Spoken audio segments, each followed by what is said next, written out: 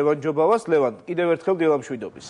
დილამშვიდობისა, მოგესალმებით 162 სკოლიდან, სკოლის დირექტორთან, ქალბატონ ლელასთან და ბატონ დავით თორთლაძესთან ერთად, რომელიც არის ამ პროექტის იდეის ავტორი და სულის ჩამდგმელი. ბატონ დავით, კალათბურთი თქვენი ცხოვრების განუყოფელი ნაწილია და არ არის გასაკვირი, რომ მსგავსი იდეა გაგჩენოდათ. როდის გაჩნდა ეს იდეა და რა დრო დაჭირდა მის განხორციელებას?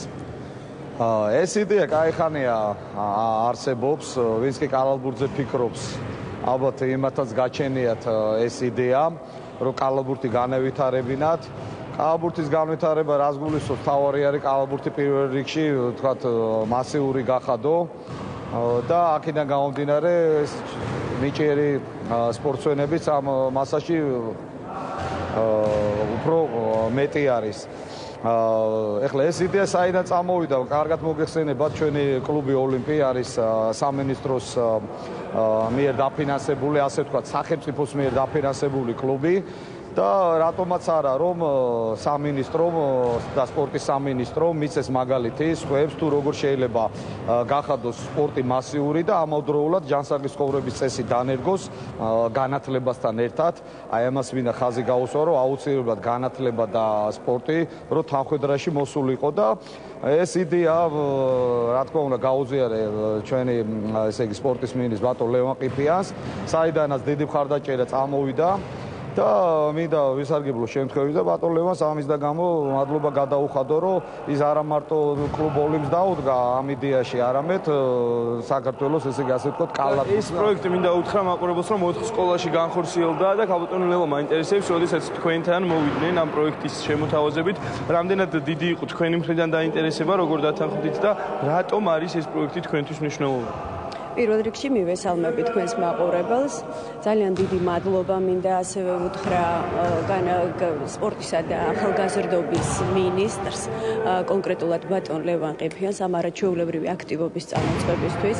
ეს იყო ძალიან მნიშვნელოვანი, მოგეხსენებათ 21 საუკუნეში ჯანმრთელი ცხოვრებით წესი, ეს არის უპირველესი და შესაბამისად არანაირად არ შემეძლო უარი მეთქვა ამ აქტივობაზე. ეს არის ძალიან სერიოზული ქველმოქმედება ამ სამინისტროსგან.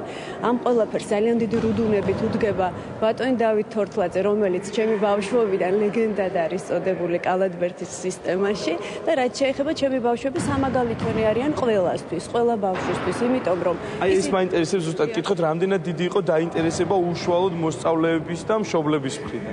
ძალიან დიდი აჟიოტაჟი იყო, ძალიან მადლიერები არიან როგორც ბავშვები, ასევე მათი მშობლები და კიდევ ერთხელ მე არა მარტო როგორც დირექტორი, არამედ როგორც უბრალოდ მოქალაქე ძალიან კმაყოფილი ვარ ამ არაჩვეულებრივი წამოწყებით და ყველაფერს გავაკეთებ იმისთვის, რომ ისინი აქტიურად იყვნენ ჩაბმული ამ პროექტში. მე მაყურებელს მინდა უთხრა, რომ აქ ვარჯიშები ტარდება კვირაში 3 ჯერ, მათთან მუშაობს პროფესიონალი მწვრთნელი და ისინი აქ როგორც შეგიძლიათ ნახოთ, როგორც დამწყები პატარა კალათბურთელი ვაჟები, ასევე გოგონები. გადაცემის შემდეგ ნაწილში მე დაგიბრუნდებით და უკვე ვისაუბრებთ უშუალოდ იმ ფიზიკურ აქტივობებზე და იმ პროგრამაზე, რა პროგრამითაც ეს ბავშვები ვარჯიშობენ და იმ ღონისძიებებზე, რაც არის დაგეგმილი სწორედ ესეთი წრეების ბავშვების მონაწილეობით, სექციების ბავშვების მონაწილეობით. დიდი მადლობა ლევან, აუცილებლად დაგიბრუნდებით და კიდევ ერთხელ უნდა